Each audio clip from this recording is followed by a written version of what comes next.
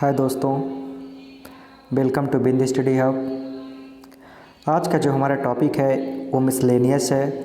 यहाँ पे हम चर्चा करेंगे कुछ प्रसिद्ध व्यक्ति या महान व्यक्तियों एवं उनके उपनाम के बारे में, जो काफ़ी इम्पोर्टेंट है आपकी परीक्षा की दृष्टि से। तो आइए इस वीडियो को स्टार्ट करते हैं, जो आपके लिए काफ़ी महत्वपूर्ण है।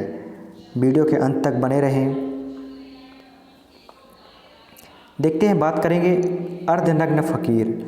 अर्धनग्न फ़कीर किसे कहा जाता है? तो अर्धनग्न फ़कीर महात्मा गांधी को कहा जाता है, आप लोगों को याद रखना है।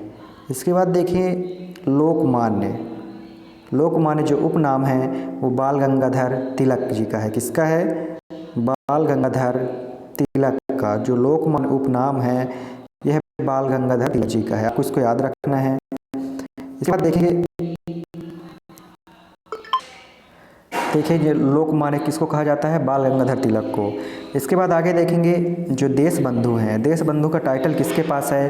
तो देश बंधु हम किसको कहते हैं? चित्तरंजन दास जी को याद रखना है। इसके बाद देखते हैं अगला जो हमारा है टॉपिक है शांति पुरुष। शांति पुरुष के नाम से किसे जाना जाता है? तो जो शांति पुरुष के नाम से जाना जाता है वह लाल बहादुर, उस नाम से लाल बहादुर शास्त्री को जाना जाता है। और आपको पता होगा ताशकंद में इनकी मृत्यु हुई थी, आपको पता होगा। इसके बाद देखेंगे पंजाब केसरी। पंजाब केसरी का जो टाइटल है वो लाला लाजपत राय के पास है। किसके पास है? लाला लाजपत राय देखेंगे।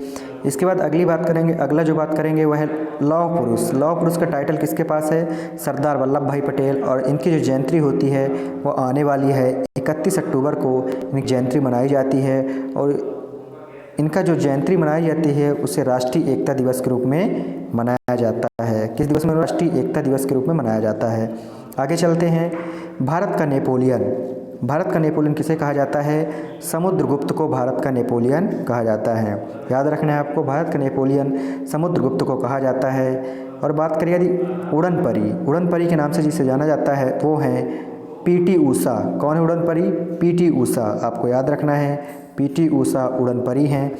इसके बाद देखते हैं बिहार का गांधी। बिहार का गांधी जो टाइटल है वो है राजेंद्र प्रसाद के पास। राजेंद्र प्रसाद को बिहार का गांधी कहा जाता है, आपको याद रखना है।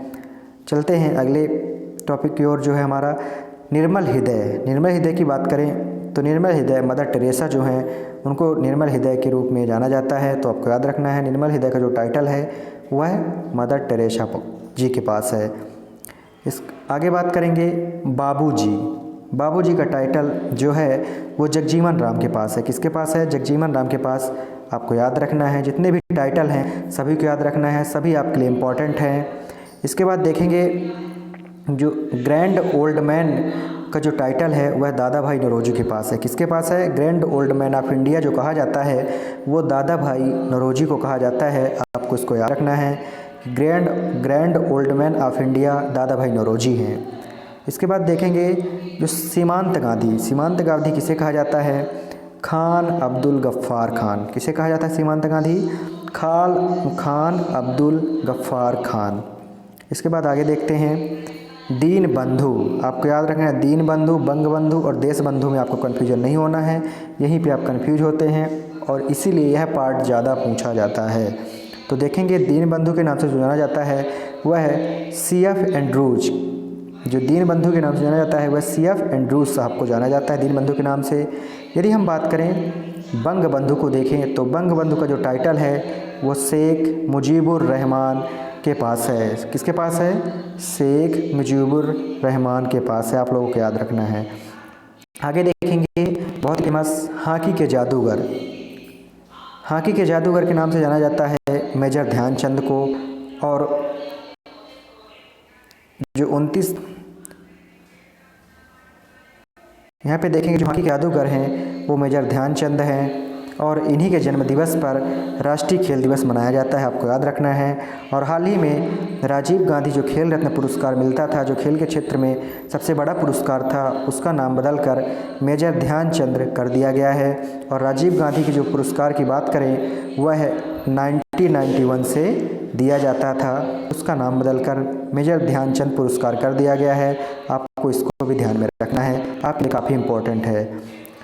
इसके बाद देखेंगे भारत का शेक्सपियर किसे कहा जाता है? भारत का शेक्सपियर तो देखेंगे जो भारत का शेक्सपियर कहा जाता है वह कालिदास को कहा जाता है। और कालिदास काफ़ी फेमस कवि हैं, इनकी कृतियाँ आपको याद रखनी हैं जो बार बार पूछी जाती हैं। चलते हैं अगले क्वेश्चन की ओर। अगला जो क्वेश्चन है वह भारत का आइंस्टीन किसे कहा जाता है? याद रखना है भारत के जो आइंस्टीन हैं वह नागार्जुन साहब जी को कहा जाता है, तो आपको याद रखना है भारत का आइंस्टीन जो कहा जाता है वो नागार्जुन जी को कहा जाता है।